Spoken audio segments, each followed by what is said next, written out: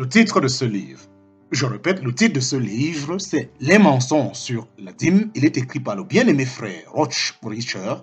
Nous sommes présentement au chapitre 7, la deuxième partie de ce livre, chapitre 7, petit 4. Chapitre 7, petit 4.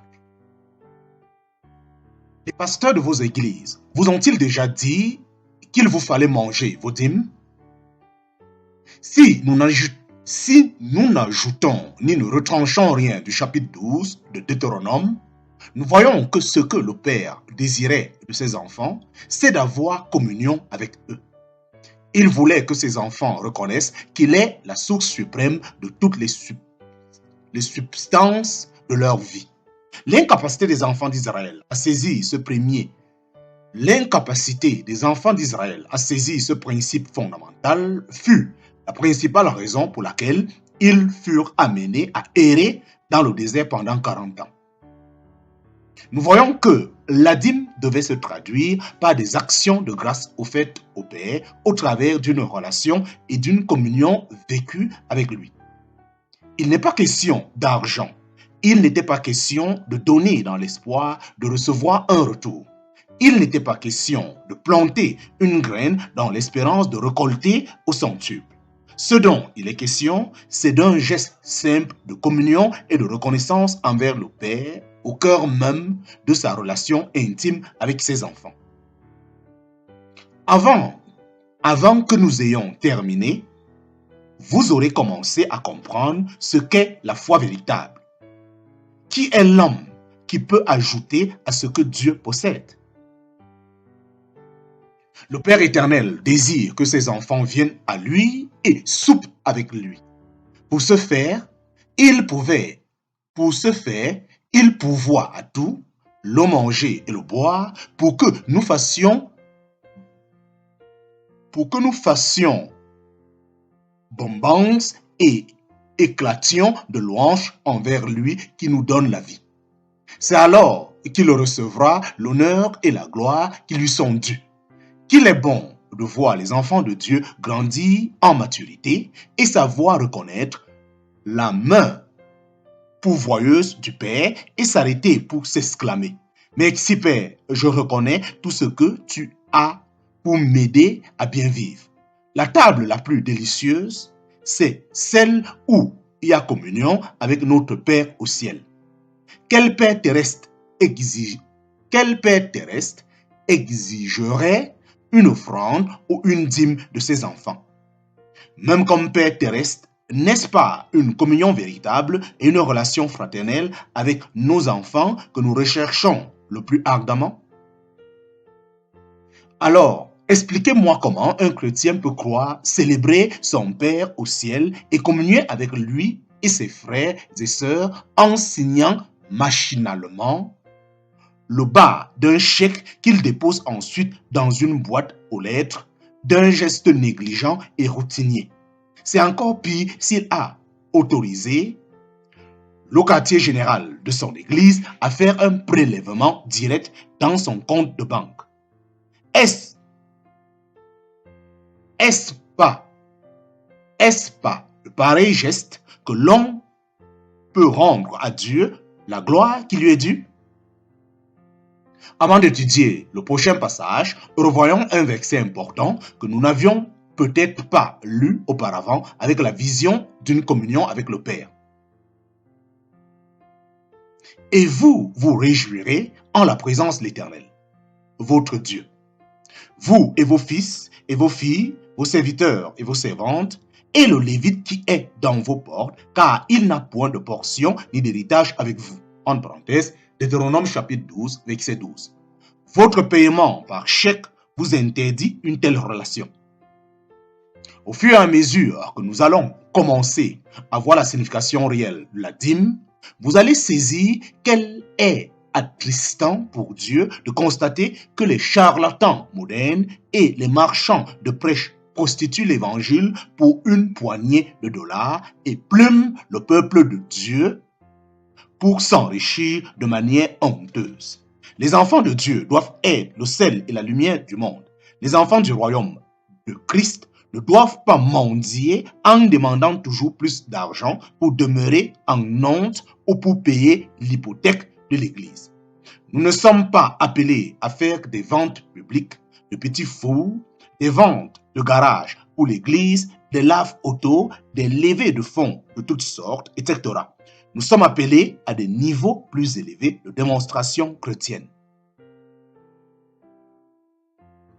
Fin du chapitre 7. Fin du chapitre 7. Nous entrons présentement dans le chapitre 8, le titre du livre étant « Les mensonges sur la dîme » écrit par notre bien-aimé frère Roch Richer. Nous sommes présentement au chapitre 8, titre du chapitre 8 « Les habitudes de dîme d'Abraham et de Jacob ». Chapitre 8 « Les habitudes de dîme d'Abraham et de Jacob ». Vous êtes-vous déjà senti coupable en entendant un quelconque prêcheur scander « Un homme vole-t-il Dieu ?» Si vous êtes un payeur de dîmes, je suis sûr que vous tentez continuellement un compte serré de chaque dollar qui entre dans vos gousses. Vous tentez toujours de vous assurer que Dieu reçoit ses 10%. Cette attitude mentale dicte votre gérance financière. Vous avez peut-être déjà entendu aussi « Dieu vous défend de mourir ». Dieu vous défend de mourir en lui devant de l'argent. L'esclavage et la loi sont vos maîtres, pas la foi. Donc, les experts du contrôle mental et de la manipulation, bien installés derrière leur chair, ont réussi à ériger cette lamentable attitude en vous. Or, ceux, en parenthèse, les marchands de prêche, les téléévangélistes, etc., qui veulent devenir riches, tombent dans la tentation et dans le piège et en plusieurs désirs fous et nuisibles qui plongent les hommes dans le malheur et dans la perdition, car c'est la racine de tous les maux que la convoitise des richesses, de laquelle, quelques-uns étant possédés, ils se sont détournés de la foi et se sont insérés eux-mêmes dans plusieurs douleurs. En parenthèse, 1 Timothée, chapitre 6, versets 9 à 10.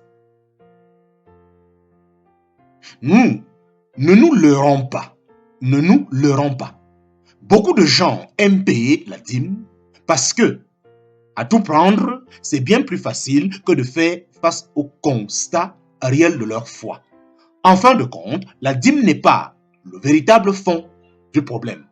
Comme je l'ai mentionné dans le chapitre précédent, l'enjeu véritable, c'est d'entendre Dieu vous dire quoi donner et à qui le donner. Que feriez-vous s'il vous demandait de tout donner, ce que vous possédez, pour le suivre ensuite?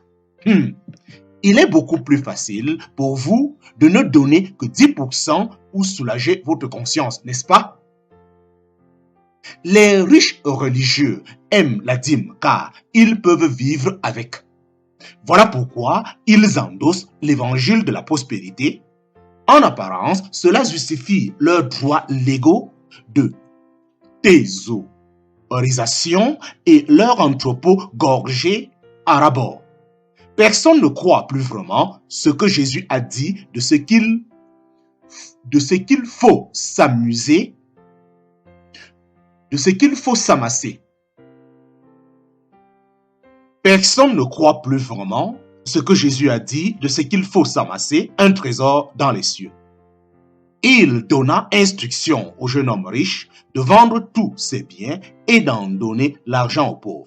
Jésus ne fit pas seulement allusion à une partie de ce que le jeune homme possédait ou de ce qui convenait à ce dernier, mais de tout. Jésus a dit que vous ne pouvez servir Dieu et Mammon, en parenthèse, Matthieu chapitre 6, verset 24.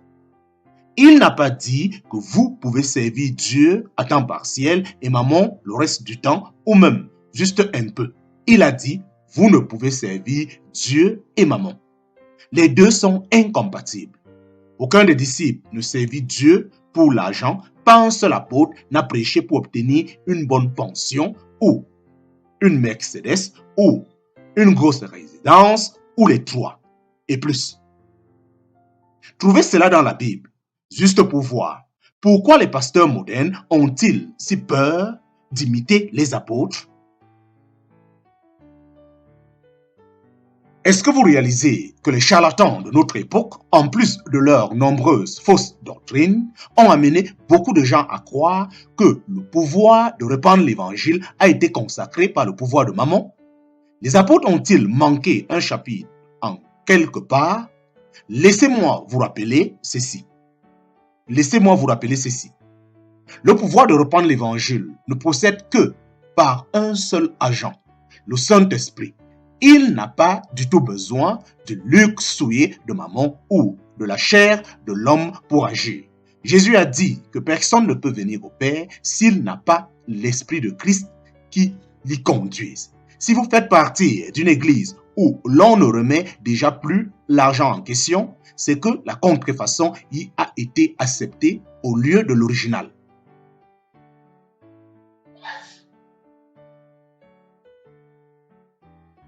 Jusqu'ici, nous avons constaté qu'à l'origine, Dieu n'avait aucune intention qui se rapportait à l'argent.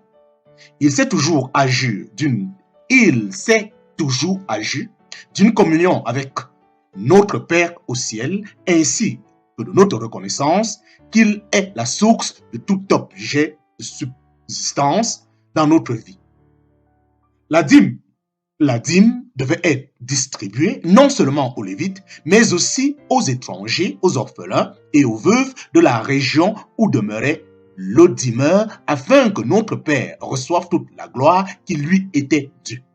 De plus, le sacerdoce lévitique soutenu par l'audimeur devait s'identifier à l'étranger, à l'orphelin et à la veuve. Tout cela dans le but de démontrer à la face de la communauté qu'en vérité, l'audimeur servait le seul vrai Dieu. Chers saints en Christ, rappelez-vous bien ceci, il est impossible de voler Dieu dans les biens physiques, mais il est possible de voler Dieu de la gloire qui lui est due et qui doit s'exprimer dans votre existence. Prenez cela en considération et craignez la dernière partie de cette déclaration. Oh, comme le christianisme institutionnalisé a raté son coup.